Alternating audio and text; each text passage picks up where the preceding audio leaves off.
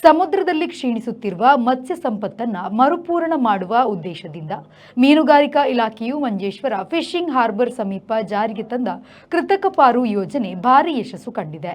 ಯೋಜನೆಯ ಭಾಗವಾಗಿ ಸಮುದ್ರದಾಳದಲ್ಲಿ ಅಳವಡಿಸಲಾದ ಕಾಂಕ್ರೀಟ್ ಬ್ಲಾಕ್ಗಳು ಈಗ ಮೀನುಗಳ ಬೃಹತ್ ಆವಾಸ ಸ್ಥಾನವಾಗಿ ಮಾರ್ಪಟ್ಟಿದ್ದು ಮೀನುಗಾರರ ಮೊಗದಲ್ಲಿ ಮಂದಹಾಸ ಮೂಡಿಸಿದೆ. ಕೂಂತಳ್ ಮೀನುಗಳ ಲಭ್ಯತೆಯಲ್ಲಿ ಭಾರಿ ಏರಿಕೆ, ಸಮುದ್ರದ ಮಲಿನೀಕರಣ ಮತ್ತು ಹವಾಮಾನ ವೈಪರೀತ್ಯದಿಂದಾಗಿ ನೈಸರ್ಗಿಕ ಹವಳದ ದಿಬ್ಬಗಳು ನಾಶವಾಗುತ್ತಿರುವ ಹಿನ್ನೆಲೆಯಲ್ಲಿ ಈ ಮಾನವ ನಿರ್ಮಿತ ವ್ಯವಸ್ಥೆಯನ್ನ ಕಲ್ಪಿಸಲಾಗಿತ್ತು. ಸದ್ಯ ಈ ಕೃತಕ ದಿಬ್ಬಗಳ ಆಶ್ರಯದಲ್ಲಿ ಕೂಂತಳ್ ಮೀನುಗಳ ಸಂಖ್ಯೆ ಗಣನೀಯವಾಗಿ ಹೆಚ್ಚಿರುವುದನ್ನು ಮೀನುಗಾರರು ದೃಢಪಡಿಸಿದ್ದಾರೆ. ಇದರೊಂದಿಗೆ ಬಂಗುಡೆ, ಚೂರೆ ಹಾಗೂ ವಿವಿಧ ಜಾತಿಯ ಸಿಗಡಿಗಳ ಸಂತಾನೋತ್ಪತ್ತಿಗೂ ಇದು ಸುರಕ್ಷಿತ ತಾಣವಾಗಿದೆ.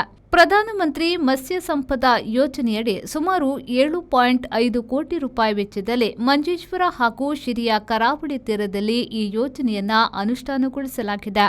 ಒಟ್ಟು ವೆಚ್ಚದಲ್ಲಿ 60% ಕೇಂದ್ರ ಸರ್ಕಾರದ ಪಾಲಾಗಿದ್ರೆ 40% ರಾಜ್ಯ ಸರ್ಕಾರ ಭರಿಸಿದೆ. 10 ರಿಂದ 20 ಮೀಟರ್ ಆಳದ ಪ್ರದೇಶದಲ್ಲಿ ವಿಭಿನ್ನ ಆಕಾರದ 150 ಕಾಂಕ್ರೀಟ್ ಬ್ಲಾಕ್ಗಳನ್ನು ನಿಕ್ಷೇಪಿಸಲಾಗಿದೆ.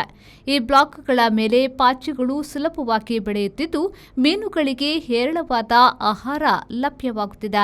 ಮೀನುಗಾರರ ಆದಾಯಕ್ಕೆ ದೀರ್ಘಕಾಲಿಕ ನೆರವು, ಹವಾಮಾನ ವೈಪರೀತ್ಯವು ಸಮುದ್ರದ ಜೈವಿಕ ವೈವಿಧ್ಯತೆಗೆ ಸವಾಲೊಡ್ಡುತ್ತಿರುವ ಈ ಸಮಯದಲ್ಲಿ ಕೃತಕ ಪಾರುಗಳು ಮೀನುಗಾರರ ಜೀವನೋಪಾಯಕ್ಕೆ ಭದ್ರತೆ ನೀಡಲಿವೆ.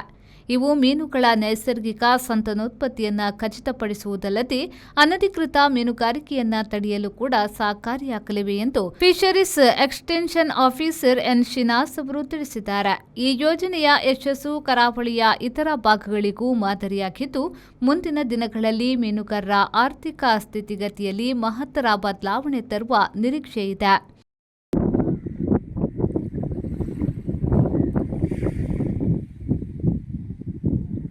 സംസ്ഥാനത്തെ മത്സ്യഗ്രാമങ്ങളെ ആധുനികവൽക്കരിക്കുക എന്ന ലക്ഷ്യത്തോടുകൂടി കേന്ദ്ര സംസ്ഥാന സർക്കാരുകളുടെ നേതൃത്വത്തിൽ നടപ്പിലാക്കുന്ന integrated modern coastal phishing village പദ്ധതി അഥവാ സംയോജിത ആധുനിക മത്സ്യഗ്രാമ പദ്ധതിയുടെ ഭാഗമായിട്ടാണ് നമ്മുടെ കാസർഗോഡ് ജില്ലയിൽ ഷിറിയ മത്സ്യഗ്രാമത്തെ തിരഞ്ഞെടുത്തിട്ടുള്ളത്. ഏകദേശം 7.5 കോടിയുടെ പദ്ധതികളാണ് ഷിറിയ മത്സ്യഗ്രാമത്തിൽ വകുപ്പ് മുഖേന നടപ്പിലാക്കുന്നത്. അതിൽ തന്നെ പ്രധാനപ്പെട്ട ഒരു പദ്ധതിയാണ് നമ്മുടെ ആർട്ടിഫിഷ്യൽ റീഫ് ഇൻസ്റ്റാളേഷൻ പദ്ധതി. ഏകദേശം 150ഓളം ആർട്ടിഫിഷ്യൽ റീഫുകളാണ് കഴിഞ്ഞ ഡിസംബർ മാസം നമ്മൾ ഷിറിയ, അതായത് നമ്മുടെ ഹാർബറിനോട് ചേർന്നിട്ടുള്ള 4 നോട്ടിക്കൽ മൈലിനുള്ളിലുള്ള കടലിൽ നിക്ഷേപിച്ചിട്ടുള്ളത്. മത്സ്യസമ്പത്ത് വർദ്ധിപ്പിക്കുക, അതോടൊപ്പം തന്നെ മത്സ്യത്തൊഴിലാളികൾക്ക് കൂടുതൽ തൊഴിലവസരങ്ങൾ സൃഷ്ടിക്കുക എന്നുള്ള ലക്ഷ്യത്തോടു കൂടിയാണ് ഈ ഒരു പദ്ധതി സർക്കാർ നടപ്പിലാക്കുന്നത്. ഈ ഒരു പദ്ധതിയുടെ 60% കേന്ദ്ര വിഹിതവും 40% സംസ്ഥാന വിഹിതവുമാണ് കണ്ടെത്തിയിട്ടുള്ളത്.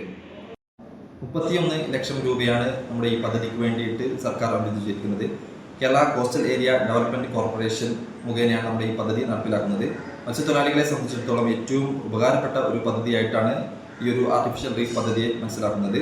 റഹ്മാനുദ്ദീൻ, V4 ന്യൂസ്, ಮಂಜೇಶ್ವರ.